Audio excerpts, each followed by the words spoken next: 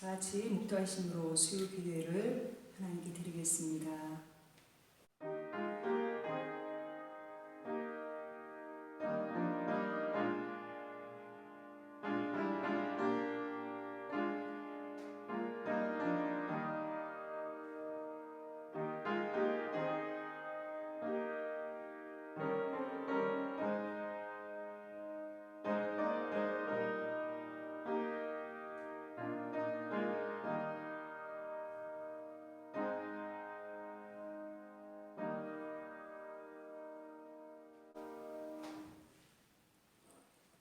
찬송가 438장 찬양 드리겠습니다.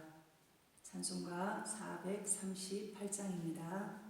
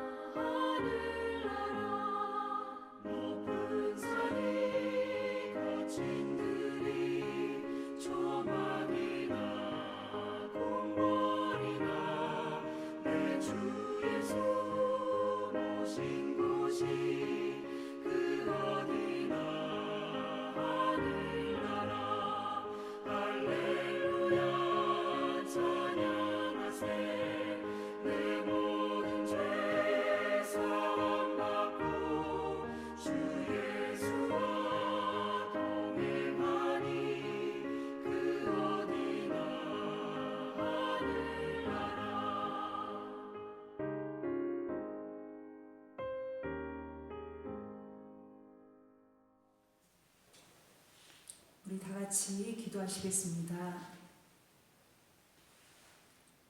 지금도 살아계셔서 우리의 삶을 다스리시고 지키시는 하나님께 감사와 찬송과 영광을 올려드립니다.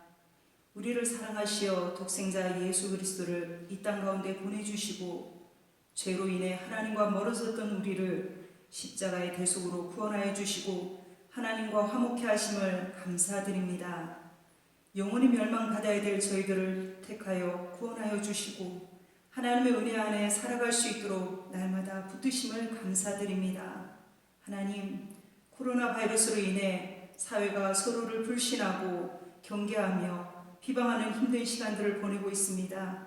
하나님, 속히 바이러스가 소멸되게 하시고 더 이상 확산되지 않도록 주님 역사하여 주시옵소서. 힘든 시기를 통해 우리의 신앙에 전화위복이 일어나길 원합니다. 잃어버렸던 감사를 회복하는 기회가 되게 하시고 하나님의 은혜를 다시금 되새기는 시간이 될 수 있도록 하나님은 종라려 주시옵소서. 우리 안에 부정적인 생각들을 내어주시고 긍정적인 믿음을 주셔서 눌렸던 근심과 걱정과 염려들이 하나님이 주시는 참 기쁨으로 바꾸어지는 역사 있게 하여 주시옵소서. 주 안에서 기뻐하라고 말씀하셨습니다. 고통 속에서 아파하고 신음하는 귀한 생명들을 불쌍히 여겨주셔서 예수 안에서 치유와 회복이 일어나게 하시며 주님이 주시는 참 기쁨과 평안을 누릴 수 있도록 하나님 기회를 허락하여 주시옵소서. 하나님, 세상이 어지럽고 혼란한 이때 믿음의 사람들이 무엇을 먼저 해야 하는지 주님의 음성에 귀를 기울이기를 원합니다. 먼저는 성령 안에서 기도하는 자들이 되기를 원합니다. 우리가 항상 기도하고 낙심하지 말아야 될 것은 하나님께서 부르짖는 자들의 기도를 반드시 들어주신다고 약속하셨습니다.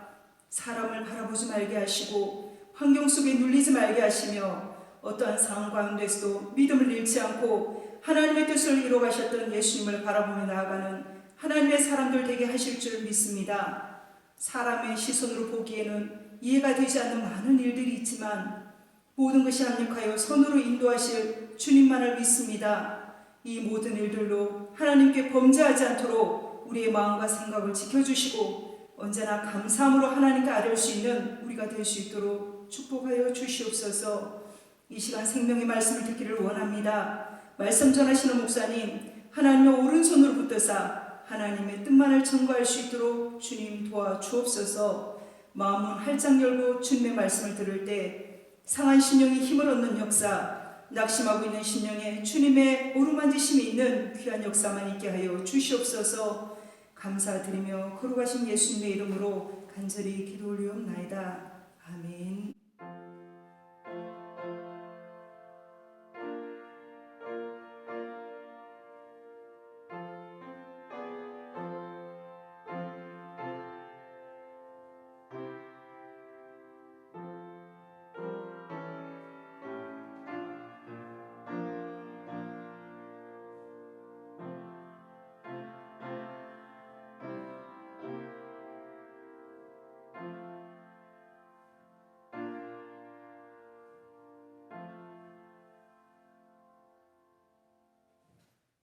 이 시간 하나님 말씀 보시겠습니다. 하나님의 말씀은 데살로니가전서 5장 16절에서 18절 말씀입니다. 데살로니가전서 5장 16절에서 18절 말씀입니다. 우리 찾으신 줄 알고 공독하겠습니다. 항상 기뻐하라, 쉬지 말고 기도하라, 범사에 감사하라. 이것이 그리스도 예수 안에서 너희를 향하신 하나님의 뜻이니라. 아멘. 이 시간 목사님 나오셔서 영생 얻는 자의 삶이라는 제목으로 말씀 전하실 때 큰 은혜 받으시기 바랍니다. 이 시간에는 영생 얻은 자의 삶의 모습이라는 제목으로 말씀을 전해드리도록 하겠습니다. 요즘 세간에 화제가 되고 있는 텔레그램 엠번방 사건을 보시면서 어떤 생각을 하셨습니까? 저렇게 살 것 같으면 뭐하러 살아? 저렇게 살아가는 것은 고귀한 생명에 대한 모독이다. 저런 사람은 존재 자체가 악이다. 아마 이런 생각을 하셨을 것입니다. 이런 인생을 산술적으로 표현해 본다면 마이너스 인생이라고 할 수 있겠지요. 이처럼 인생을 산술적으로 볼 때 세 부류로 나눠볼 수 있습니다. 플러스 인생, 제로 인생, 마이너스 인생이 그것입니다. 플러스 인생은 어떤 인생이겠습니까? 정말로 사는 것 같이 살아가는 인생입니다. 의미 있는 삶을 살아가는 인생이죠. 제로 인생은 사는 건지 마는 건지 하는 인생입니다. 그냥 아무 생각 없이 무의미하게 하루하루 살아가는 사람입니다. 마이너스 인생은 그렇게 살아서는 안 되는데 그렇게 살아가는 인생입니다. 해를 끼치며 살아가는 인생입니다. 그런데 이것은 믿음과는 상관없는 일반적인 사람들을 대상으로 한 구분이라고 할 수 있습니다. 믿음의 사람들은 다르죠.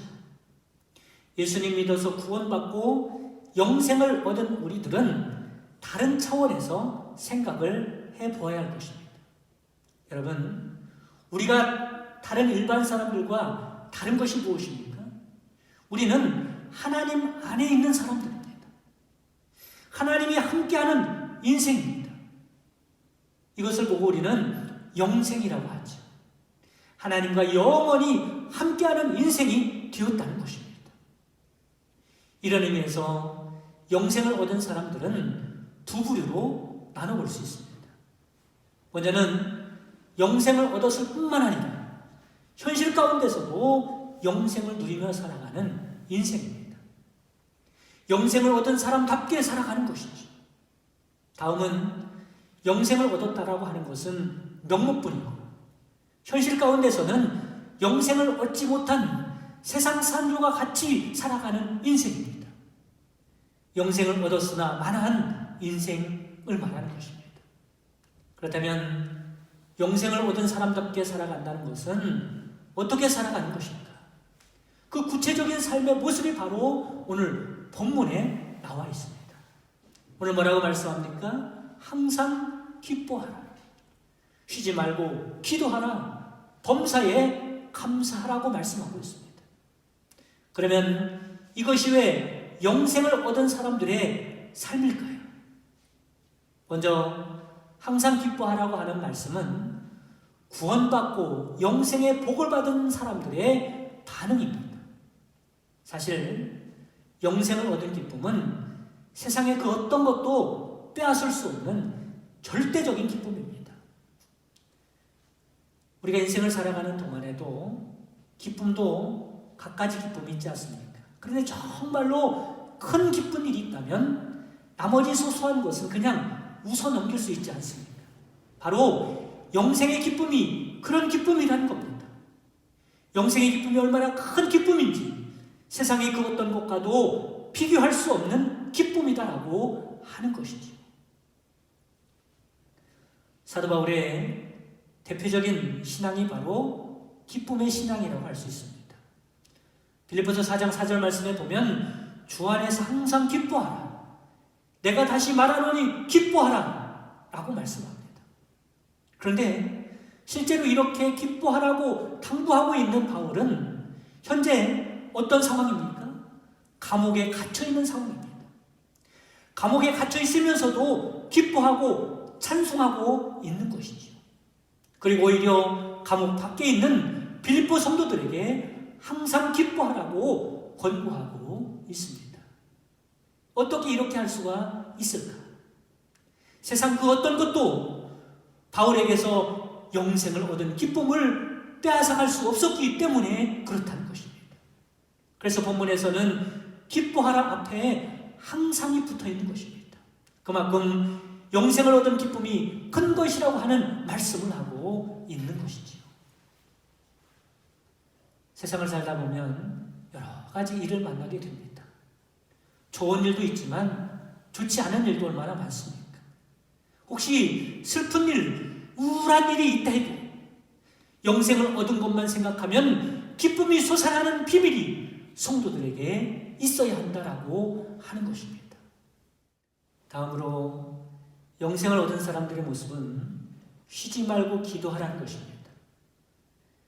기도한다라고 하는 것 안에는 중요한 신앙의 고백이 포함되어 있습니다. 여러분, 기도한다는 것이 무엇입니까? 기도한다는 것은 함께 하신 하나님을 인정해 드린다라고 하는 신앙의 고백입니다. 기도라는 것은 하나님과 대화하는 것 아닙니까? 나와 함께 하시는 하나님과 대화하는 것은 지극히 당연한 일이죠. 하나님께서 함께하는 인생이 되었음에도 불구하고 함께 하시는 하나님을 인정하지 않고 기도하지 않는다는 것은 정말로 이상한 일입니다. 이것은 하나님을 무시하는 것이기 때문에 그렇습니다. 사랑하는 성도 여러분, 어떻게 이럴 수가 있겠습니까? 함께하는 하나님을 무시한다는 말은 영생을 얻은 의미가 없는 것입니다. 어떻게 하나님을 무시하고 살 수 있겠습니까? 하나님이 쓸데없이 우리와 함께하는 분이 아닙니다. 우리 인생을 방해하거나 해를 끼치는 분도 아닙니다. 하나님이 우리와 왜 함께한다고 말씀하고 있습니까? 이사야서 41장 10절 말씀 보면 두려워하지 말라 내가 너와 함께함이라 놀라지 말라 나는 내 하나님이 됨이라 내가 너를 굳세게 하리라 참으로 너를 도와주리라 참으로 나의 의로운 오른손으로 너를 붙들리라. 빌립보서 4장 6절에서 7절 말씀 보면 아무것도 염려하지 말고 다만 모든 일에 기도와 간구로 너희 구할 것을 감사함으로 하나님께 아뢰라. 그리하면 모든 지각에 뛰어난 하나님의 평강이 그리스도 예수 안에서 너희 마음과 생각을 지키시리라. 요한복음 16장 24절 말씀에도 지금까지 너희가 내 이름으로 아무것도 구하지 아니하였으나 구하라 그리하면 받으리니 너희의 기쁨이 충만하리라 말씀합니다. 여러분, 이렇게 좋으신 하나님께서 함께 하시는데 어떻게 무시하고 모른 척하고 살 수가 있겠습니까? 우리는 한시도 기도하지 않고 살 수 없습니다. 기도하며 살아가는 것이 그것이 영생입니다. 그래서 기도하되 어떻게 기도하라고 말씀하고 있습니까? 쉬지 말고 기도하라고 말씀합니다. 이 말씀은 하나님께서 영생 얻은 우리와 언제는 함께 계시고 언제는 함께 안 계시고 그런 분이 아니라 늘 우리와 함께 하시기 때문에 그 하나님을 언제든지 항상 인정하라고 말씀을 하고 있는 것입니다. 다음은 무엇입니까? 범사에 감사하라입니다. 앞에서 말씀드린 항상 기뻐하라, 쉬지 말고 기도하라 라고 하는 것은 영생을 얻은 우리가 하나님과의 관계를 어떻게 해야 하는가 라고 하는 것을 가르쳐주는 말씀입니다.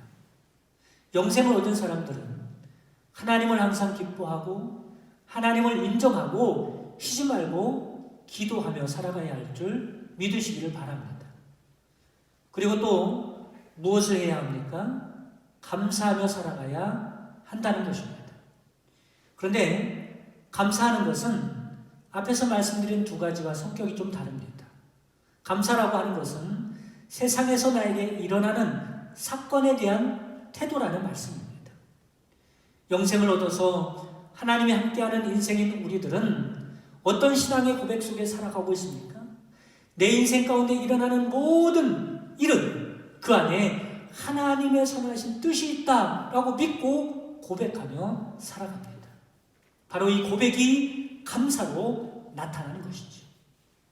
여러분, 이처럼 영생을 얻은 우리들은 하나님에 대하여 항상 기뻐하고 쉬지 말고 기도하고 일어나는 사건에 대하여 범사에 감사하며 살아가는 모습, 이것이 바로 영생 얻은 자답게 살아가는 모습이다라고 하는 것입니다.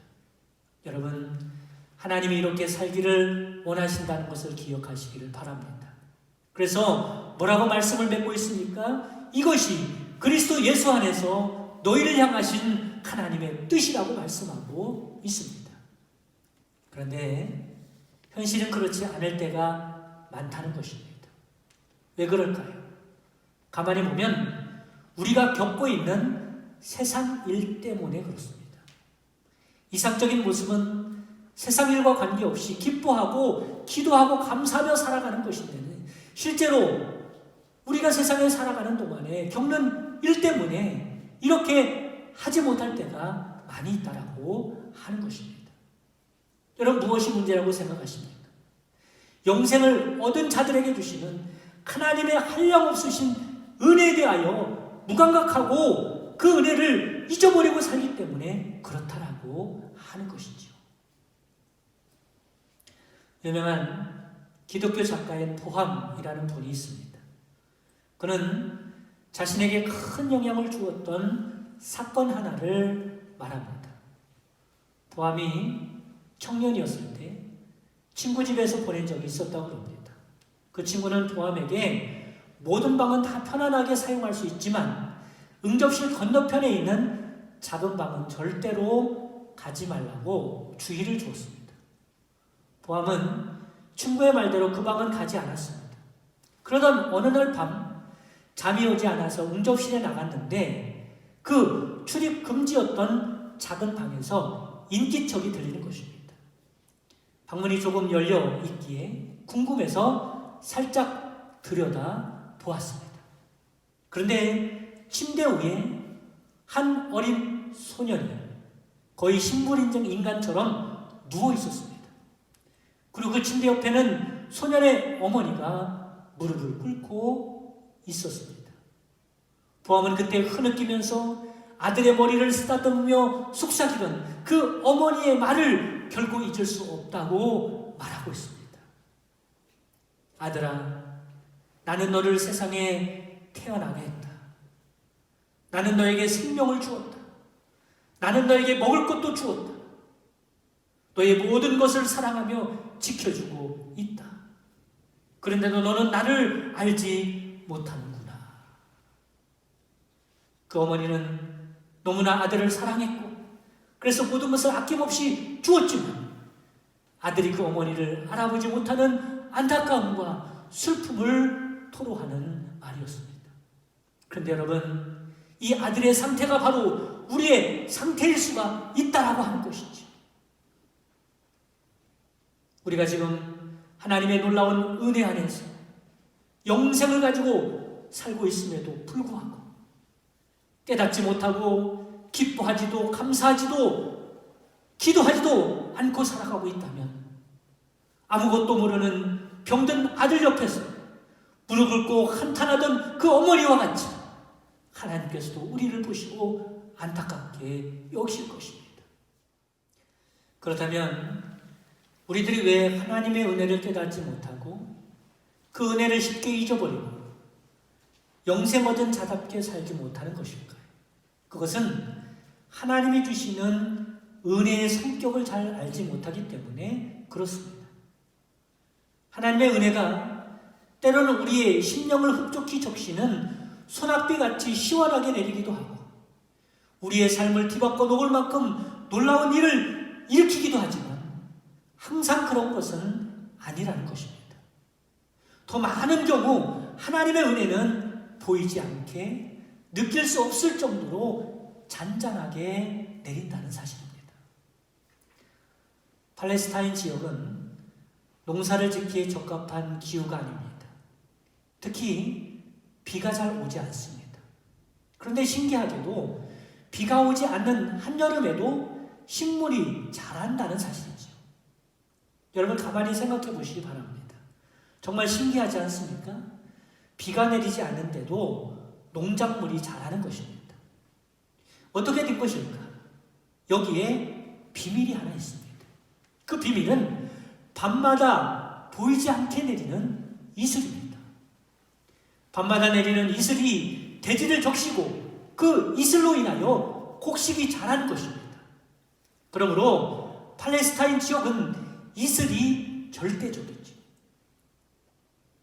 여러분 하나님의 은혜가 이와 같다는 것입니다. 우리에게 내리는 은혜의 대부분은 이슬과 같은 은혜입니다. 지금도 우리가 하루하루 살아가고 있다는 자체가 이슬 같은 하나님의 은혜에 젖어 살고 있다는 증거라는 사실을 깨달으시기 바랍니다.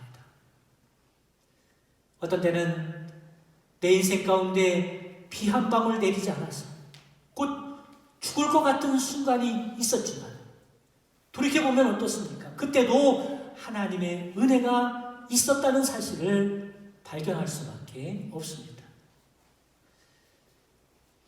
요한복음 1장 16절 말씀에 보면 우리가 다 그의 충만한 데서 받으니 은혜 위에 은혜로라 라고 말씀하고 있습니다. 이 말씀을 공동 번역에 보면 우리는 모두 그에게서 넘치는 은총을 받고 또 받았다 이렇게 번역하고 있고 다른 성경에는 은혜 대신에 또 다른 은혜를 받았다라고 번역하기도 합니다. 이 말씀은 하나님께서 우리에게 은혜를 주시되 딱 한 번 주시고 마는 은혜가 아니라 지속적으로 계속해서 은혜를 주신다는 뜻입니다. 이 은혜는 마치 파도와 같은 은혜입니다. 여러분 바닷가에 나가서 바닷물에 발을 담그면 파도가 밀려오죠. 그 파도가 발을 덮습니다. 그리고 곧 다시 밀려나갑니다. 그리고 끝인가요? 그렇지 않습니다. 곧 그 파도가 다시 밀려오고 발을 덮지요. 이 일이 연속적으로 계속해서 일어나게 됩니다. 이 파도가 지구 멸망하는 날까지 계속해서 밀려오고 또 밀려오게 될 것입니다. 이처럼 하나님의 은혜는 해변의 파도처럼 영생을 얻은 우리를 향하여 밀려오고 또 밀려오게 될 것입니다. 이것이 바로 우리가 받는 하나님의 이슬과 같은 은혜다라고 하는 것이죠. 믿음의 사람들은 파도와 같이 쉼없이 밀려오는 은혜, 이슬같이 보이지 않는 조용히 내리는 그 은혜를 느낄 수 있는 영감이 있어야 합니다. 바라기는 한량없으신 하나님의 은혜를 느끼면서 항상 기뻐하고 쉬지 말고 기도하고 범사에 감사하며 영생을 얻은 자답게 살아가는 여러분 되시기를 주님의 이름으로 축원합니다. 이 시간 우리에게 베푸시는 한량없는 하나님의 은혜를 고백하면서 하나님의 은혜 찬양 들으시겠습니다.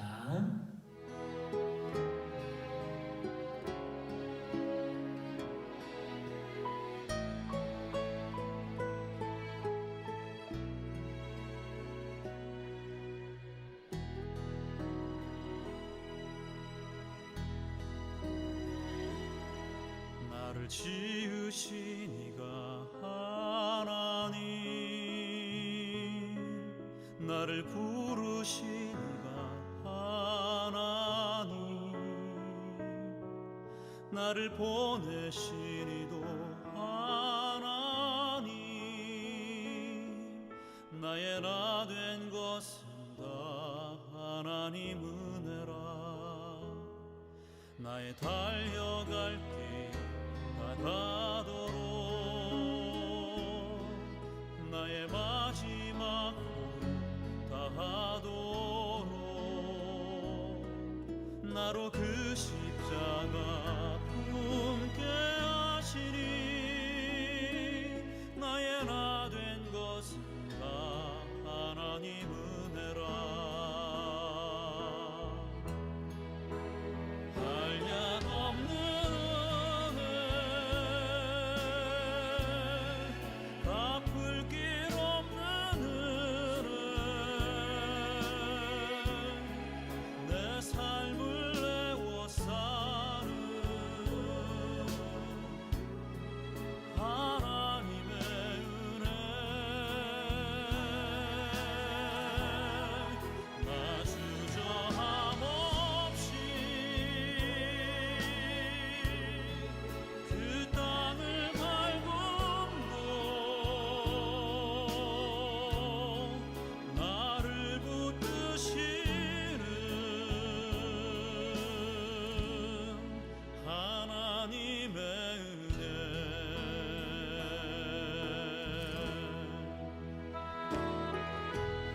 이 시간 다 같이 오늘 주신 말씀 붙들고 기도하겠습니다. 이슬같이 내리시는 하나님의 은혜를 느끼며 살아갈 수 있는 영적인 민감성을 주시고 영생 얻은 자답게 살아가게 하옵소서. 다 같이 기도하겠습니다.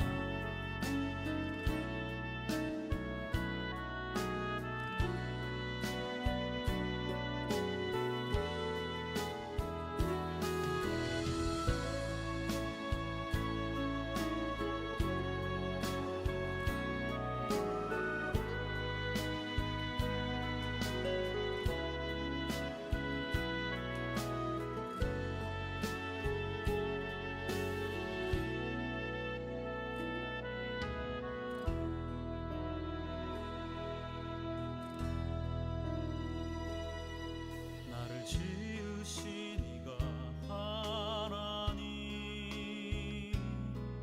나를 부르신 이가 하나님, 나를 보내신 이도 하나님, 나의 나 된 것은 다 하나님 은혜라. 나의 달려갈 길 다가도록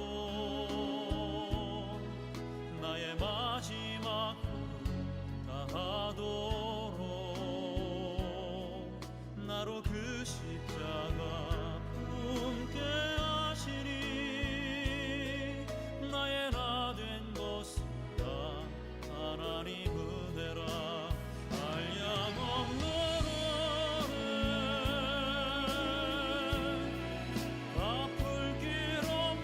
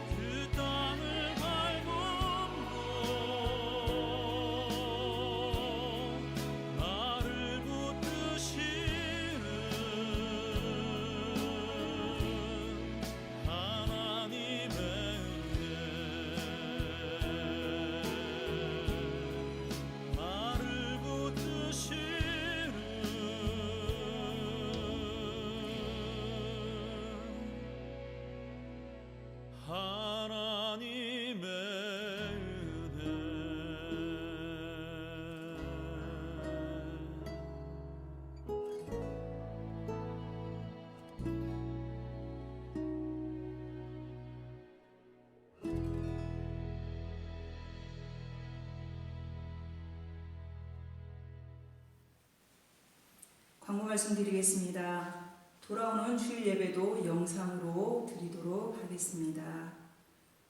고난 주간이 시작되는 4월 6일 월요일 새벽부터 잠정적으로 교회에서 예배를 드릴 예정입니다. 참고하시기 바랍니다. 4월 12일 주일은 부활절 감사 예배로 드리도록 하겠습니다. 나라와 교회를 위해 기도해야 될 때입니다.